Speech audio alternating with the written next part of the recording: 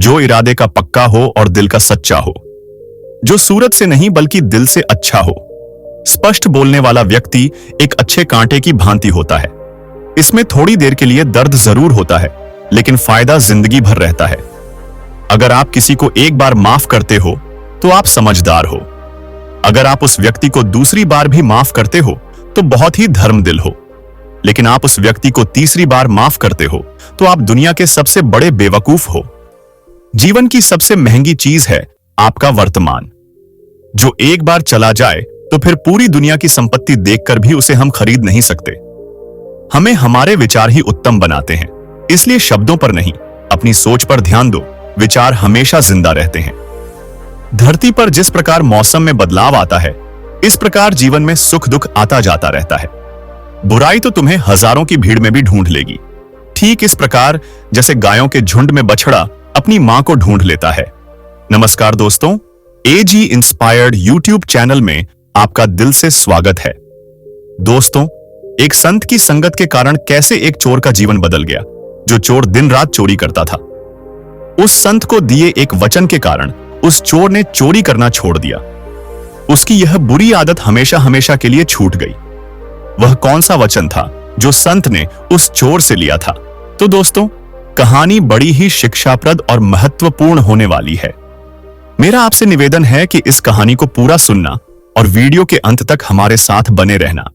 दोस्तों, एक बार की बात है कि किसी गांव में एक संत रहते थे। वह संत जी हमेशा लोगों को अच्छी बातें बताया करते थे। एक बार की बात है कि रात के समय जंगल के रास्ते से वह संत कहीं जा रहे थे, तो रास्ते में उन्हें एक व्यक्ति मिला। वह व्यक्ति चोर था और चोरी करने की नीयत से वह निकला था।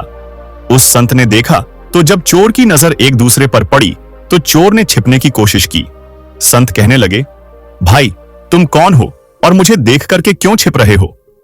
उस चोर ने संत से कहा, मैं आपको जानता हूं, प्रणाम मुनिवर। और कहने लगा कि महाराज, मैं एक चोर हूं और चोरी करने के लिए जा रहा हूं। आप इतने महान संत हैं, मैं आपसे झूठ नहीं बोल सकता। संत ने कहा, भाई यह धंधा छोड़ दो और कोई ऐसा काम करो जिससे तुम्हें किसी को देख करके किसी प्रकार का डर ना लगे। और यदि ऐसा काम करते हो कि किसी को देखकर तुम्हें डरना पड़े और छिपना पड़े, तो यह काम क्यों करना? इसे छोड़ दो। उस चोर ने कहा, महाराज, मेरे पिताजी भी यही काम करते थे और मैं भी केवल यही काम जानता हूं। इसके सिवाय दूसरा कोई काम मुझे पता ही नहीं है, क्योंकि मैंने कभी किया ही नहीं है और उसके बारे में मुझे जानकारी नहीं है। फिर मैं पढ़ा लिखा भी व्यक्ति नहीं हूं और ना ही मेरे पास इतना धन है कि मैं कोई व्यापार कर सकूं। यदि मैं यह काम छोड़ दूं तो फिर मेरे परिवार का क्या होगा?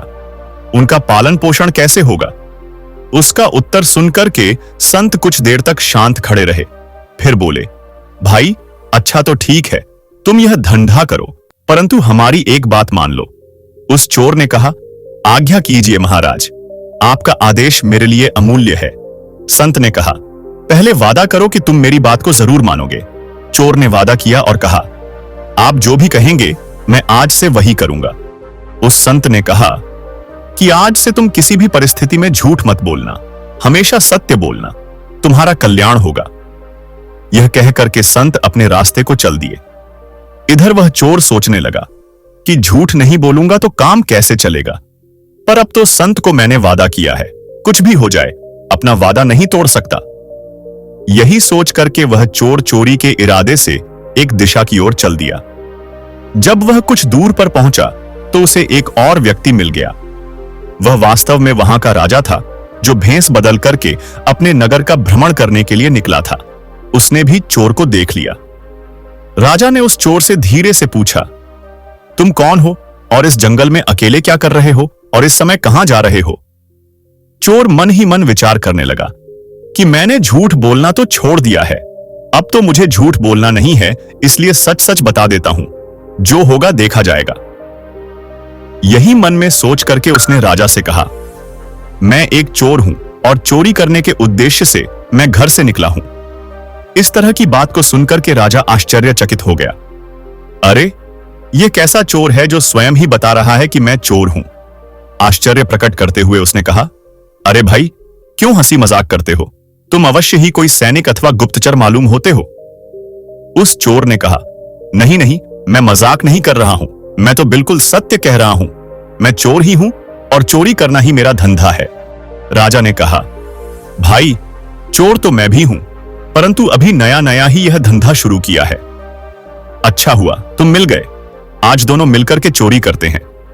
यदि तुम्हारा ख्याल हो तो राजमहल में चोरी करें। चोर बोला, पागल हो गए हो, राजमहल में कैसे अंदर जाएंगे? राजा ने कहा, घबराओ नहीं, घबराने की कोई बात नहीं है। मेरी बात ध्यान से सुनो। मैं पहले राजमहल में नौकर था, परंतु राजा ने किसी बात पर नाराज होकर कि मुझे नौकरी से बाहर निकाल दिया था। क्योंकि राजा ने मुझे निकाला था, इसलिए दूसरा कोई मुझे नौकरी देने को तैयार नहीं हुआ। इसलिए मैंने यह धंधा अपनाया है। मुझे राजमहल के एक एक गुप्त द्वार का पूरी तरह से पता है। किधर से आना है और किधर से जाना है, यह मुझे भली भांति पता है। चलो आज राजमहल में अपना भाग्य आजमाते हैं। इतना कहकर के राजा उस चोर को साथ लेकर के राजमहल की ओर चल दिए। तब उस चोर को बिल्कुल भी अंदाजा नहीं था कि उसके साथ जो व्यक्ति है वह खुद एक राजा है। कुछ समय बाद वह दोनों महल के पिछले द्वार पर जा पहुंचे और जो गुप्त मार्ग था उसका दरवाजा खोल करके कहने लगा, तुम पुराने चोर हो, अंधेरे में देखने का तुम्हें अभ्यास है, इसलिए तुम अंदर जाकर के सारा धन बटोर लाओ। मैं यहीं पर तब तक पहरा दे रहा हूं। चोर ने कहा, इतने बड़े महल में मुझे कैसे मालूम होगा कि धन कहां रखा है? राजा ने उसे खजाने का पूरा पता बता दिया और वहां तक जिस तरह से पहुंचना था वह सारी युक्ति उस चोर को समझा दी। चोर जब अंदर घुसा और खजाने के द्वार पर पहुंचा, वहां दीवार पर एक चरखी लगी हुई थी। उस चरखी को घुमाते ही वह द्वार खुल गया। चोर ने देखा कि वहां तो अनेकों बड़े बड़े मजबूत बक्से रखे हुए हैं, जिनमें बड़े बड़े ताले लगे हुए हैं। उसने चाबियों का गुच्छा तथा कुछ दूसरे औजार निकाले और एक बक्से का ताला खोलने की कोशिश करने लगा, परंतु उसकी सारी कोशिश बेकार हो गई। उसने यह सोच करके कमरे में चारों तरफ नजर दौड़ाई कि शायद कोई लोहे की सलाख वगैरह मिल जाए। तब भी उसकी निगाह एक बक्से पर पड़ गई, जो कुछ छोटा था और एक बड़े बक्से के ऊपर रखा हुआ था। उस चोर ने देखा, उसने उसका ताला खोलने की कोशिश की। थोड़ा सा ही प्रयास किया और उस बक्से का ताला खुल गया। उसने ढक्कन हटा करके देखा तो उसमें एक छोटा सा और बक्सा था और उस बक्से के अतिरिक्त कुछ नहीं था। उसने जो उस छोटे से बक्से को बाहर निकाला, जैसे ही उसका ढक्कन खोला, उसकी आंखें चमक उठी। उसमें 3 बहुमूल्य हीरे रखे हुए थे। वह तीनों हीरे उठा लिए और वहां से चलने लगा। तभी उसके दिल में विचार आया कि हीरे तो 3 हैं और हम दोनों इसका आधा आधा भाग कैसे करेंगे? मैं झूठ बोल करके एक हीरा अधिक अपने पास रख लूं? यह मैं करूंगा नहीं, क्योंकि मैंने झूठ ना बोलने का वादा किया है और इतने बड़े संत से किया है, जो संत हमेशा दूसरों का भला करते हैं और सदैव सत्य बात बोलते हैं। मैंने ऐसे संत से यह वादा किया है। यही सोच करके उस चोर ने एक हीरा उस बक्से में वापस रख दिया और वह महल से बाहर निकल आया। बाहर आकर के उसने राजा से कहा, यह 2 हीरे लाया हूं, एक तुम्हारा है और एक मेरा है। यह कहकर के उसने एक हीरा राजा को दे दिया और दूसरा हीरा अपने पास रख करके चला गया। उसके जाने के बाद राजा ने सोचा कि हीरे तो संदूक में 3 थे, फिर उसने यह क्यों कहा कि मैं 2 हीरे लाया हूं, चल करके देखना चाहिए। यही विचार करके राजा जब वहां पहुंचा तो वह देखता है कि एक हीरा उसी छोटे से बक्से के अंदर रखा हुआ है। यह देख करके वह राजा बड़ा हैरान हुआ कि यह कैसा चोर है जो चोरी भी करता है और सच भी बोलता है। राजा ने उस खजाने का द्वार खुला छोड़ दिया और अपने सैन कक्ष में जाकर के वह राजा सो गया। जब सुबह हुई और थोड़ी देर हुई तो हल्ला मच गया कि राजमहल के खजाने में चोरी हो गई। चारों तरफ यही चर्चा होने लगी। राजा ने अपने मंत्री को बुलाया और चोर के बारे में पता लगाने के लिए कहा।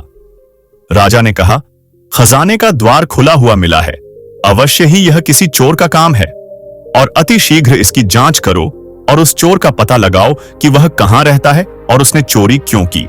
मंत्री ने कहा, जो आज्ञा महाराज। यह कहकर मंत्री खजाने वाले कमरे में पहुंचा।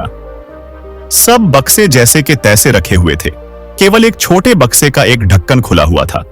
उसने उसमें एक छोटा सा जो बक्सा रखा हुआ था उसको निकाल करके देखा तो उसमें एक हीरा अभी भी रखा हुआ था। मंत्री को पता था कि यह जो बक्सा है इसमें 3 बहुमूल्य हीरे थे। वह सोचने लगा, ऐसा मालूम पड़ता है कि किसी चोर ने जल्दी में एक हीरा यहीं छोड़ दिया है। अब क्यों ना यह हीरा मैं रख लूं, चोरी तो हुई ही है।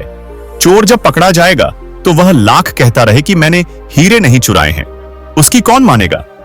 यही सोच करके उस मंत्री ने वह हीरा अपने पास रख लिया और फिर राजा को आकर के सूचना दी कि सारे बक्से ठीक ठाक रखे हैं, केवल एक जो बक्सा था जो छोटा था वही खोला गया है और उसमें 3 हीरे रखे हुए थे। वह तीनों हीरे चोर लेकर के चला गया। मंत्री की बात को सुनकर के राजा मन ही मन मुस्कुराने लगा। उसने मंत्री को शीघ्र ही चोर की तलाश करने का आदेश दे दिया। चारों तरफ उस चोर की तलाश शुरू हो गई और सिपाहियों ने जल्द ही चोर को पकड़ लिया गया और उस चोर को राजमहल ले आए। राजा के दरबार में जब उस चोर को पेश किया गया तो राजा ने चोर से कहा, क्या तुमने रात में राजमहल में घुस करके हीरे की चोरी की है? चोर ने हाथ जोड़ करके कहा, हां महाराज, चोरी तो मैंने ही की है और मैं इसका दंड भुगतने के लिए तैयार भी हूं, परंतु मेरे साथ एक अन्य चोर भी इसमें शामिल था। मंत्री ने पूछा, वह कौन है, उसका नाम बताओ। चोर ने उत्तर दिया कि मैं उसका नाम नहीं जानता और ना ही यह जानता हूं कि वह कहां रहता है। मैंने रात में पहली बार उसको देखा था और उसी समय पहली बार उससे मेरी मुलाकात हुई थी और उसी ने मुझे उस गुप्त द्वार के बारे में भी बताया था और खजाने तक जो रास्ता पहुंचता है वहां तक सारा रास्ता उसने मुझे बताया था। चोर की बात को सुनकर के मंत्री कहने लगा, वाह, कैसी कहानी बनाई तुमने। उसका नाम पता कुछ पत्ता नहीं, तुम्हें जल्दी से बता दो वरना तुम्हारी खाल खींच दी जाएगी और तुम्हें सूली पर लटका दिया जाएगा। चोर कहने लगा, आप जो चाहे मेरे साथ करें, परंतु मैं जो भी कहता हूं वह सच कहता हूं। मुझे उस व्यक्ति का नाम तो नहीं पता है। मैं रात की सारी घटना आप लोगों को कहता हूं। राजा के यह कहते ही सबकी नजर मंत्री की तरफ घूम गई, जो भय के मारे वह कांप रहा था। राजा के आदेश से हीरा उसके पास से बरामद कर लिया गया और चोरी के अपराध में उस मंत्री को जेल में डाल दिया गया। उसके बाद राजा ने चोर से कहा, तुम चोरी भी करते हो और फिर सत्य भी बोलते हो, मुझे इसका रहस्य बताओ। तुम चोरी करने के बाद तो चोर हमेशा झूठ बोलते हैं, तुम कैसे चोर हो जो चोरी करने के बाद अपना सारा गुनाह कबूल कर लेते हो? इसका मैं रहस्य समझना चाहता हूं। कौन सी बात है जिसके कारण तुम सदैव सत्य बोलते हो? उस चोर ने कहना शुरू किया कि महाराज, मैं उनसे मिलने गया था। वह संत ने मुझसे वचन लिया था कि तुम सदा ही सत्य बोलोगे और मैंने उस संत को वचन भी दिया था कि मैं आज के बाद हमेशा सत्य बोलूंगा। यही कारण है कि मैं उस दिन चोरी करने जा रहा था और आप जब मुझे रास्ते में मिले तो मैंने सारी बातें आपको बिल्कुल सच बताई थीं। राजा ने कहा, मैं तुमसे बहुत प्रसन्न हूं और मैं तुम्हें अपना मंत्री बनाना चाहता हूं। उस चोर ने कहा, महाराज, यह आपकी बड़ी ही मेहरबानी है, यह आपकी बड़ी ही कृपा है कि मुझ जैसे चोर को आपने सजा ना देकर कि मुझे मंत्री का पद भेंट किया है, परंतु जिनका वचन मानने से ही आज मुझे आप मंत्री का पद देने के लिए तैयार हो गए हैं। मैं तो अब उनकी ही शरण में रहूंगा और उनके कहने के अनुसार अपना सारा जीवन का कार्य करूंगा। ऐसा मैंने निश्चय कर लिया है, क्योंकि उनकी एक बात मानने से मेरा जीवन बदल गया है और मैं जो गली गली चोरी करता था, एक संत की बात मानने के कारण आज एक राजा मुझे मंत्री का पद दे रहा है। क्यों ना मैं उनकी संगति करूं और उनके बताए हुए सारे रास्ते पर चलूं, जिससे मेरे जीवन का सुधार हो जाए। उस चोर की बात को सुनकर के राजा बहुत प्रसन्न हो गया और राजा ने उस चोर से कहा, जाइए, आप उस संत की सेवा करो, क्योंकि संत ने आपका जीवन सुधार दिया है। दोस्तों, एक संत की संगति के कारण उस चोर का पूरा जीवन बदल गया। दोस्तों, यह कहानी आपको कैसी लगी है? एक प्यारा सा कमेंट करके जरूर बताएं। और यह वीडियो आपको पसंद आया है तो वीडियो को एक लाइक करके चैनल को सब्सक्राइब भी कर सकते हैं, क्योंकि आपको बेहतर बनाना हमारा लक्ष्य है। धन्यवाद।